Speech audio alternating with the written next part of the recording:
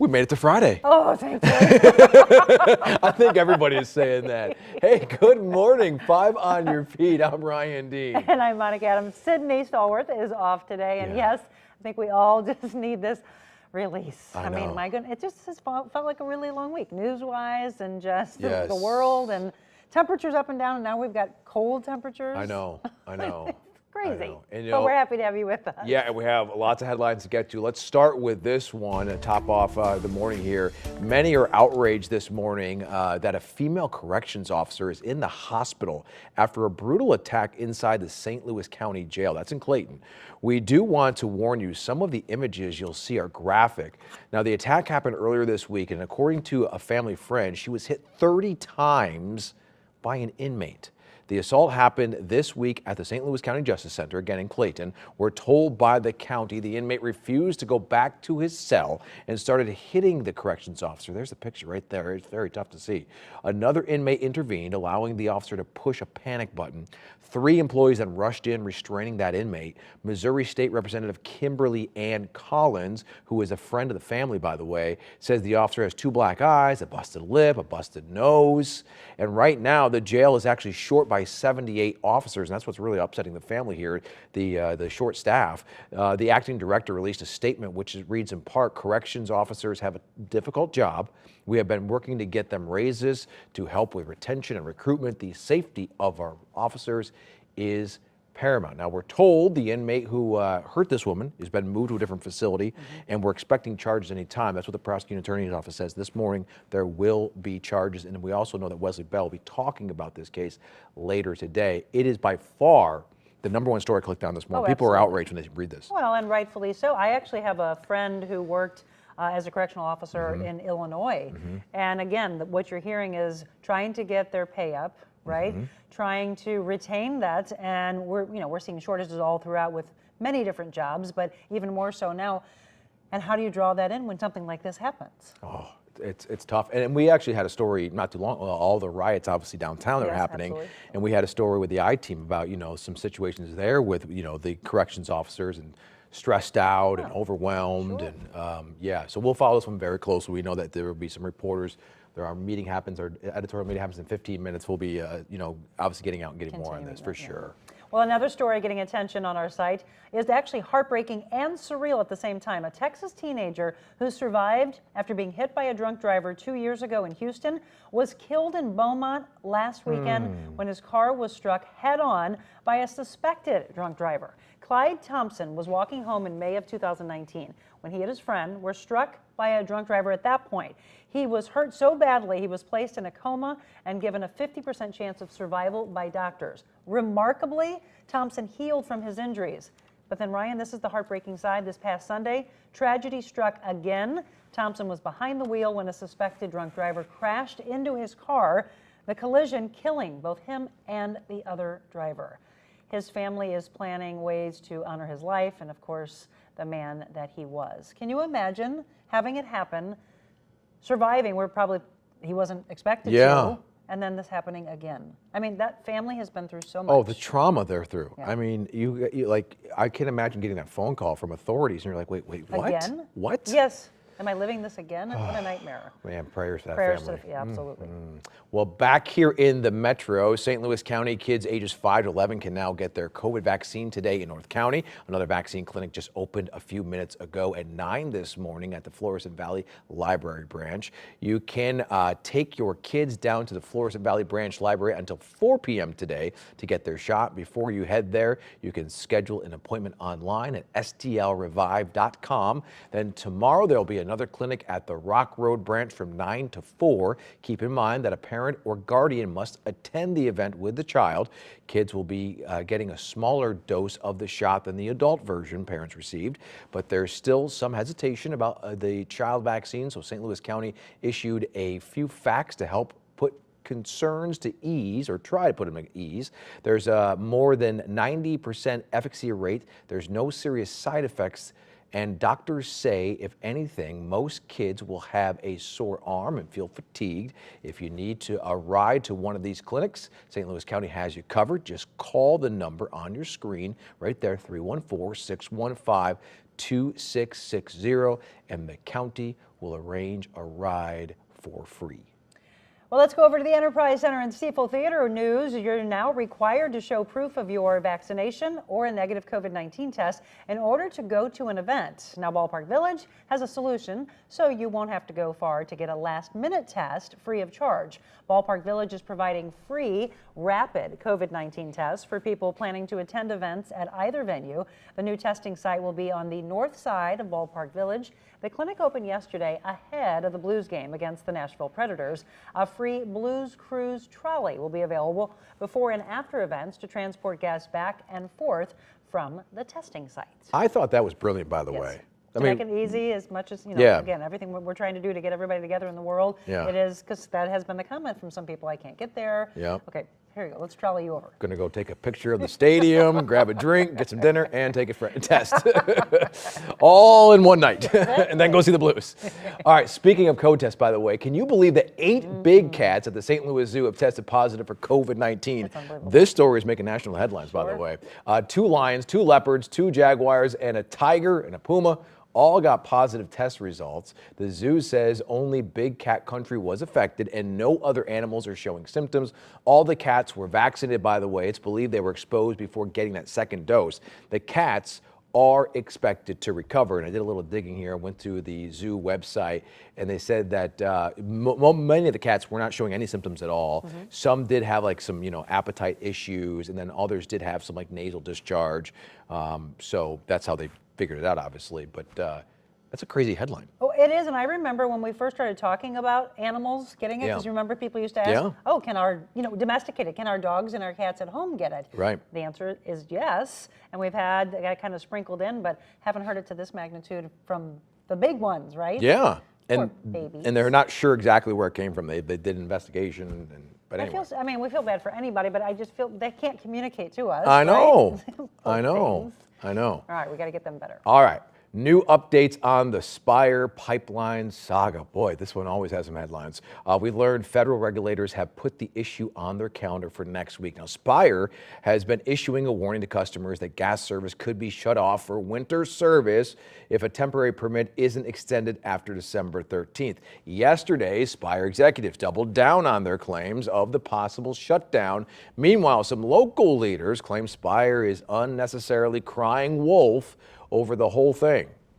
This is a manufactured crisis. And we are calling on Spire to reach back out to communicate to their customers and give them the correct clarifying information that they need to feel safe. As I think about that, and we think about how hopeful we are that the FERC issues an authorization that extends past December, as I stand here today, I can tell you, there is no guarantee. So a decision on whether to extend Spire's use of the pipeline could come as early as next week or come as late as December. The environmental group, by the way, they allege Spire never proved the pipeline was actually needed and will unnecessarily raise rates. That's the argument for the shutdown. One thing we've all learned what FERC means now. Right, but every time somebody Federal hears Energy it, Regulatory Commission. Yes. But on the funny side, every time you hear it, what's the first thing you think of? We all collectively in the morning. Fergie? Fergie. Okay. It's Fergalicious. Yeah. Well, it's one of those terms you just don't forget, FERC. Again, we'll continue to follow that because yes, it's been controversial on both sides. And like, wait a minute, are you shutting things off? No. Yeah. So one time you hear that, that your gas might be turned off. You get bits and pieces of the story, and I've had a bunch of people email going, "Did you say this is going to be shut off?" No. First of all, no. There would be some warning, but we don't. We don't know what the future's holding. Don't mess with your gas fireplace on a cold night. Oh my gosh, please night. don't. It's cold Come this weekend. All right, let's get ready for the Blues.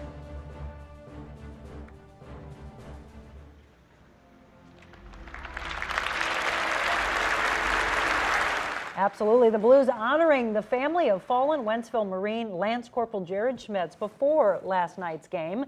He, of course, was one of 13 service members killed in the Afghanistan terror attack back in August. His family dropped the ceremonial first puck, and there was a moment of silence. The Scott Air Force Base Honor Guard was also there to pay tribute.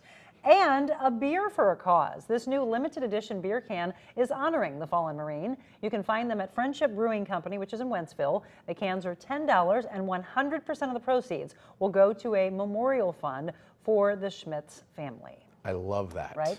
That is so good. And I think Frank Cusimano tweeted yesterday, and he's so right. When the Blues do something like this, they always do it so well. So, and big. Yeah. And the community wants to jump on board right away. Yeah, yeah. I mean, you know, the St. Louis community knows how to pay tribute to their heroes. I will say that. You and I have both been involved in a lot of different, you know, sad stories when it comes to, you know, whether it's first responders or military heroes. Right. And then just to see the way the community just supports. Comes together, rallies together. Yeah, it's just amazing. Well, and anytime any of you have ever been to a game, you know, they always want to honor, and they'll say today's service, you know, honor is this person. But that, I would imagine, got a standing ovation because we've all been so vested into this story since August, and, you know, listening to the father many times coming out. And, you know, so tearful. A very dear friend of mine is best friends with his father. Oh, really? Yeah, they've sent, you know, these text messages of letters that Jared had written, and you know, he's like, I'll never get a Happy Father's Day again. It's all of that. You know, we've just been so vested in it. So I'm glad to see him honored last night, and in many ways, you know, we will continue to do so. Well, speaking of sports teams doing great things in the community, this one's definitely going to do it. Have you been driven by the MLS Stadium lately? I have. On About Market 3 Street? weeks ago, I had a story at Stray Rescue, and I went, what happened? Oh my gosh, they have really pressed fast forward. I know. It's amazing. I'm like, man, they're giving the coffee to those construction workers or something. I mean, it's going up quickly. Energy. All right, yesterday we got actually a tour inside, and man, it is really taking shape. The St. Louis City Soccer Club's state-of-the-art stadium remains on track. It's off of Market Street, by the way, not far from Union Station. So far, more than 10 million pounds of steel have gone into the $461 million project since December of last year. In addition to drawing scores of soccer fans, the stadium will also host a variety of big events inside and outside. Event organizers hope this will pump big bucks into the local economy. We have a lot of very deliberate and intentional green space. We have a pavilion that sits south of Market Street that will be open year-round, along with our 3 academy fields that will have year-round activity. Yeah, the new stadium is expected to be completed by next July. If all goes according to plan, fans will check out the first soccer match in 2023. I can't wait. Right? Did you play soccer growing up? I did not. I played football. Okay. I wasn't very good, but I played football. I saw it from the bench, actually. it looked fun. I was a great practice player. Well, St. Louis is a huge, I know that, for huge sure. soccer town. Yeah. And so, you know, we've been waiting for that. I played soccer in high school and college, and oh, this just thrills me. And again, because I hadn't seen it, I mean, it really just all of a sudden I looked over and I'm like, oh, that's the stadium. Yeah. You have to drive by if you get a chance to get downtown. Yeah, it's really cool to see it all unfold. I love the location too, because I do too. I mean, you're right there by Union Station, and that's obviously, you know, had a resurgence, and then you look down and see the arch. And it's just going to be such Booming and great thriving. energy for the city. Yes. Well, this next story has been trending online. Investigators in Florida are looking into a grandparent scam. They say scammers convinced an 82-year-old woman to send over $700,000. The woman got a call from someone claiming to be her granddaughter. So the caller tells the woman that she'd been in a car accident and she needed money to get out of jail. As the weeks went on, the scammers convinced the woman to make 13 withdrawals from different bank branches. They told her to wrap the bricks of money in padded envelopes. Then they sent a courier to pick up the cash. I am so tired of hearing this happen. They just prey on our elderly. And you know, obviously everyone wants to take care of their family member, and you're believing that. I've told the story on the air before that unfortunately, not to that extent, but it happened to my mother. Yeah. And then it almost happened again a couple of weeks ago, and I was like, no, Mom. Yeah. You want to find the triggers, but that's why so many of these different conferences and things are held to try to help our seniors and teach them, like, these emails that come to you, these phone calls that come, these aren't real. This is what hopefully you'll be looking for, but we can't take care of them constantly because they're getting those without us and they're making the decisions. Yeah, Devastating. this is an old happening. scam because we've done stories Oh, for yeah. 10 plus years on this scam, and you get a call and it says, "Grandma, it's me," and then the obviously the grandma, the grandpa says, you know, Ryan? Yeah, Ryan. Yeah, and then it goes from there. I'm in big trouble. Oh my gosh. Yeah, we had a coworker here that had that exact scam happen to their grandparents. And luckily, the grandparent called the coworker, you know, their grandkid, and said, "Hey, by the way, is this real?" No, don't. You know, it's not real. Well, So. then, like you said, as soon as they get the name, it's like, yes, that's who. Well, it Sure. doesn't sound like you. I have a cold. Yeah, right? yeah, for sure. They know Yeah. exactly what to say. Yes. Jeez. All right. By now, you know just about everything, by the way, is going up, right? Things are more expensive. Inflation is up more than 6% from a year ago, the biggest jump in more than 30 years. So what items are getting hit hardest? Well, let's take a look. This will depress you. Steaks top the list, 24%. Bacon is up about 20%. Then you got pork chops about almost 16%. Eggs at about 11.6%. Now to travel. Gasoline, this is a big one, 49.6%. That hurts. Car rentals up 39.1%. Hotels up about 25.5% there. All right, keep the good news going here. Now to your energy costs. Fuel oil is up 59%. Propane, kerosene, and firewood up about 35%. Oh, and pipe gas, 28%, by the way. Yes, we just had to fill propane because Yeah. our house for our fireplace and stuff. My husband goes, "It's how much?" Or you just taking out the wall? Well, the guy actually said, I know, "Do you still want us to put it through?" And he goes, I know. "I guess we want to turn our fireplace on." Yeah, and we definitely feel it. Well, believe it or not, and we're talking about needing to be warm, you're living in one of the country's best winter vacation spots. That's according to a new survey from Wallet Hub. The financial website named St. Louis the 4th best destination for cold weather lovers, trailing Atlanta, Washington, D.C., and the New York City area. The survey looked at things like travel, cost, attractions, weather, and safety. Topping the list for warm weather lovers, Austin, Texas. I don't even want to talk about winter weather. All right, I love St. Louis, but I do question this list a little bit. I mean, you know, you would think like Vail, Colorado. Colorado's my number one thought. But I was reading more about this because I'm like, wait a minute, this sounds a little odd.